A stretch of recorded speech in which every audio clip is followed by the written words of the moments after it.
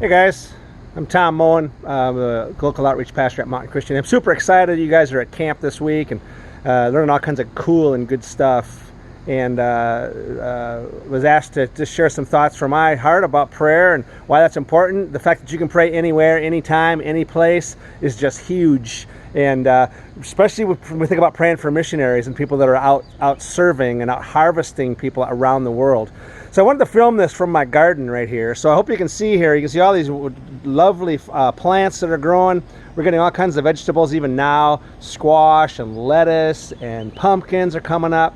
Cucumbers, just really good stuff. We're excited for the harvest when we can take those delicious vegetables that are growing here. So we take care of them. We have to water them, we have to weed them, and we have to watch over them, make sure the bugs don't get at them or no animals eat them up. So that's kind of like praying. We're praying for a good harvest. In fact, Jesus himself said that we should pray that the Lord of the harvest would raise up workers to go out into the world and bring in a harvest. So that's kind of what we're doing with our garden, because we want to have a really good, bountiful harvest there, so we got to take good care of it. So that's my encouragement to you guys, is to pray for people that are serving out around the world so that they too can have a good harvest. You know, and if they don't pray, so like when we weed the garden, we end up with stuff like this, right? We've done some pruning, and so here's a bunch of stuff laying on the ground here that's really going to be worthless. We just have to throw it out. And that's kind of like what it would be if we just didn't pray for missionaries, if we didn't hold them up before the Lord, if we didn't pray for them and ask God to strengthen them, then they could turn into something like this and really frankly not be very useful.